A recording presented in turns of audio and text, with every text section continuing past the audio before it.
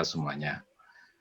Kalau kita melihat perkembangan di akhir-akhir ini, bagaimana Presiden Jokowi mereshuffle kabinet, antara adalah Menteri Sosial begitu ya. Kalau saya perhatikan, impact-nya besar, bagaimana Bapak Presiden memilih seorang sosok Menteri Sosial yang memang benar-benar dia memiliki gaya hidup yang sesuai dengan jabatannya. Dalam beberapa hari dari kebiasaan ibu ini, itu memberikan efek yang luar biasa bagaimana pengharapan rakyat itu benar-benar tercermin dari apa yang dilakukannya, sekalipun itu sangat sederhana begitu ya. Dia keliling menyusuri Ciliwung yang ada di belakang kantornya begitu. Sekalipun kalau saya lihat tindakan seperti itu tentu kalau dia diletakkan sebagai pemimpin negeri ini, ya nggak mungkin lah dia bisa melakukan seperti itu karena dia begitu kecil dibanding tanggung jawab yang ada. Tapi dari gaya hidupnya,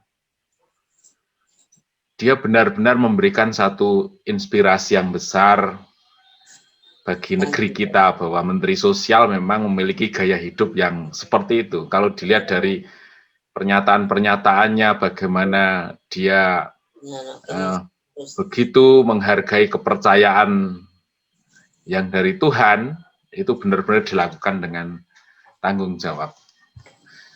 Sesungguhnya ketika kita kenal Tuhan, ada pesan yang sama. Ada nilai yang justru menjadi satu indikator kita menerima terang itu yang datangnya dari Tuhan sendiri. Kita lihat di 1 Korintus 1 ayat 27 sampai 31. Demikian firman Tuhan, 1 Korintus 1 ayat 27 sampai 31. Tetapi apa yang bodoh bagi dunia dipilih Allah untuk memalukan orang-orang yang berhikmat.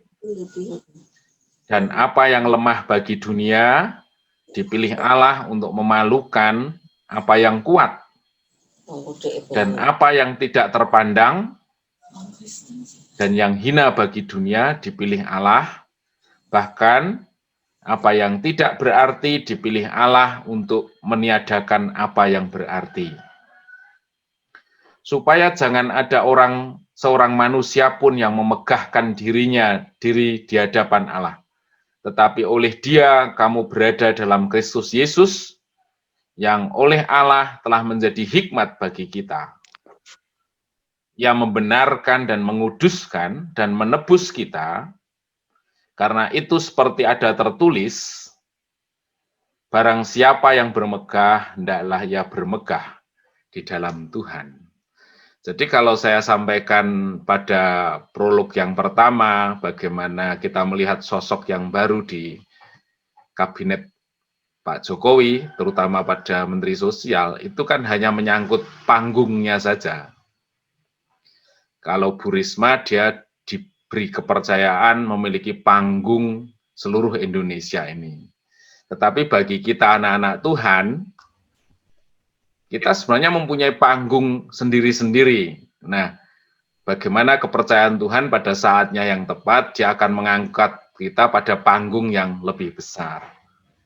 Tapi di firman Tuhan di 1 Korintus 1 tadi diceritakan bahwa sesungguhnya panggilan setiap kita menjadi orang percaya mengandung satu misi yang besar, yang memberikan pencerahan bagi dunia ini. Yang pertama adalah bahwa setiap orang bagaimanapun latar belakangnya, seperti hidup kita sendiri, sebelum kita dipanggil Tuhan, entah apapun latar belakang kita, tetapi Allah punya maksud dan tujuan menjadikan kita orang percaya atau memilih kita, itu Dia akan melakukan rencananya yang sungguh berbeda 180 derajat dari rancangan kehidupan dunia ini. Ya, bagaimana dunia ini menilai sesuatu berdasarkan prinsip-prinsip keuntungan yang mementingkan dirinya sendiri dalam 3 hal: keinginan daging, keinginan mata, dan keangkuhan hidup. Tetapi Allah ingin membuat kita memiliki hatinya Tuhan dan kita menyaksikan bagaimana transformasi yang Tuhan lakukan itu benar-benar terjadi dalam hidup kita, dan itu berbeda dari apa yang ditampilkan oleh dunia ini. Kemudian yang kedua, tadi di situ dikatakan bahwa apa yang hina dipilih Allah, apa yang lemah dipilih Allah, dan lain sebagainya. Dari firman ini membuktikan bahwa Allah sanggup mengubahkan kehidupan orang percaya yang tadinya sungguh-sungguh tidak bernilai menjadi sesuatu yang berharga di mata Dia. Sesuatu yang tadinya tidak mulia menjadi sesuatu yang mulia dalam pandangannya. Jadi sesungguhnya bagi kita semuanya tidak ada yang mulia pada waktu kita belum dipanggil. Tetapi ketika kita ada di dalam panggilannya, Allah merindukan hidup kita menjadi satu nilai yang mulia. Bukan biasa-biasa saja, tapi mulia. Artinya barangkali cara pandang kita tentu berbeda dari dunia ini. Kalau orang menghargai manusia dari kekayaannya, dari kecantikannya, dari gelarnya, dan lain sebagainya, tentu mulia bagi pandangan Allah adalah seseorang yang dilahirkan dalam kepenuhan pekerjaan Roh Kudus-Nya. Dan itu yang diperlukan dalam kehidupan ini. Itu yang kedua. Terus yang ketiga, firman itu juga memberikan satu motivasi untuk kita selalu mengevaluasi diri kita. Apakah hingga sejauh ini kita benar-benar sudah mengalami satu transformasi kehidupan seperti yang dirancangkan Allah pada panggilan hidup kita? Apakah kehendak Allah yang mulia itu benar-benar sudah hadir dalam setiap hidup kita?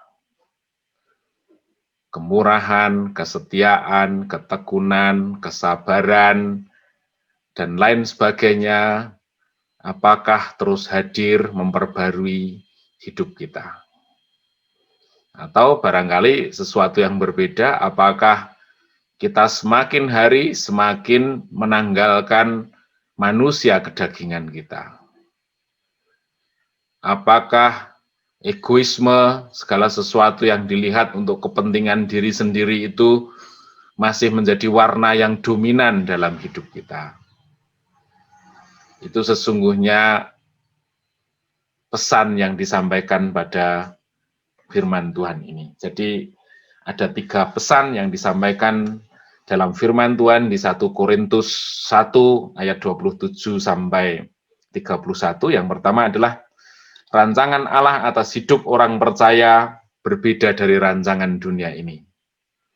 Yang kedua, Allah sanggup melakukan perubahan yang mendasar dalam setiap hidup kita, dari sesuatu yang tidak bernilai menjadi sesuatu yang sangat mulia di hadapan Allah. Yang ketiga, merupakan satu dorongan untuk kita senantiasa mengevaluasi diri, apakah gaya hidup Tuhan itu sudah terimpartasi dalam hidup kita. Oleh karenanya, Dia mengizinkan kita melewati satu proses. Bagian dari proses itu adalah sesuatu yang kita nikmati di saat ini, kondisi yang kita hadapi saat ini, tetapi percaya kita bahwa itu semua untuk tujuan-tujuan yang mulia, yang ingin Tuhan teguhkan, Tuhan hadirkan dalam setiap hidup kita, orang percaya kepada Dia. Terpujilah namanya. Biarkan firman Tuhan ini menyemangati kita untuk terus mengambil bagian di dalam kodrat ilahi seperti yang ditentukan Tuhan, sehingga kita sungguh-sungguh kehadiran hidup kita menjadi satu makna yang besar. Dunia ini bisa melihat bagaimana Allah mengerjakan sesuatu yang mulia dalam setiap hidup kita, orang yang mempercayai Dia. Terpujilah namanya, mari kita awali dengan berdoa.